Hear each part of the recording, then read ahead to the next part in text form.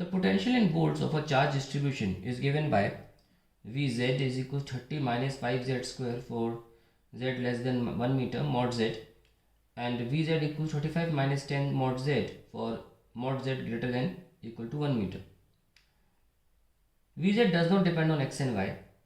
If this potential is generated by a constant charge per unit volume rho naught in units of epsilon, which is spread over a certain region, then choose the correct statement.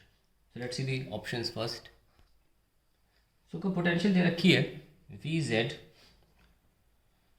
as 30 minus 5z square for z less than 1 meter,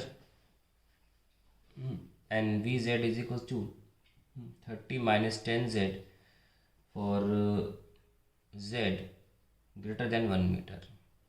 इसका मतलब ये होता है कि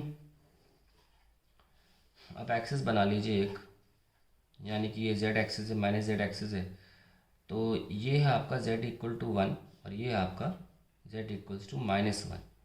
तो इसका मतलब ये होता है कि इधर और उधर दोनों तरफ जो पोटेंशियल फॉलो होगी वो ये वाली होगी, ठीक है, दोनों तरफ.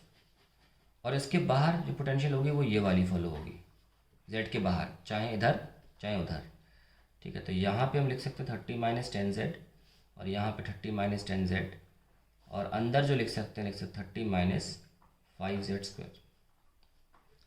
अब हमें दे रखा है रो नॉट के बारे में बताना है. तो बाहर के बारे में अभी बात नहीं करते हैं. ऑब्वियसली बाहर जब चार्ज ही नहीं है तो रो नॉट ज़ीरो होगा. तो जहाँ भी रो नॉट ज़ीरो है, मेंशन है इन्फॉर्मेशन, वो ही हमारा आंसर हो सकता है, ठीक है. ये आंसर नहीं हो सकते हमारे, क्योंकि अगर मेंशन कर दिया कि रो नॉट ज़ीरो है तो बी और सी आंसर है. अब बात करते हैं वी की, और वो दे रखा है 30 माइनस, अंदर की बात करते हैं, अंदर जो दे रखी है ना, इलेक्ट्रिक फील्ड होती है डी वी माइनस का D V by D Z, that is D by D Z of 30 minus 5z square, which is minus का minus 10z, that is plus 10z, ठीक है. अभी z की बात अलग है, इधर कुछ और होगी इधर कुछ और होगी. सो इलेक्ट्रिक फील्ड, क्योंकि z मॉड है ये, I can also right like this, okay. अब हमें पता होना चाहिए कि किसी भी पॉइंट पे अंदर एक थिक शीट के लिए इलेक्ट्रिक फील्ड का फॉर्मूला क्या होता है.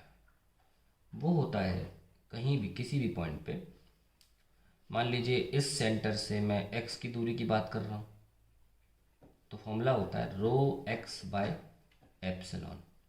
ये डायरेक्ट फॉर्मूला आपको पता होना चाहिए. Rho times distance from the centre of the sheet, ठीक है, into divide by epsilon is 10 mod z. So rho आपका आ जाता है, आपको क्या पूछा गया है, रो नॉट पूछा गया है. तो इट विल बी, तो x के लिए हम z लगा सकते हैं, और is equals to 10 epsilon mod z, okay. So mod z cancel, so we have 10 epsilon as the final answer, ठीक है. mod z लगा सकते हैं, x की जगह पर हमने z पुट किया तो mod में चला गया, ठीक है. तो उसका सिंपल बस मतलब ये है कि अगर आप इस तरफ हैं तो फील्ड इधर होगी, पॉजिटिव होगी, और अगर आप सेंटर लाइन के इधर हैं तो फील्ड नेगेटिव होगी और लेफ़्ट साइड होगी. इससे तो कोई मतलब नहीं बनता यहाँ पे, मॉड का कोई ऐसा बहुत बड़ा सिग्निफिकेंस नहीं है. मेन है कि रो 10 एप्सिलॉन है, और hence B is the correct answer.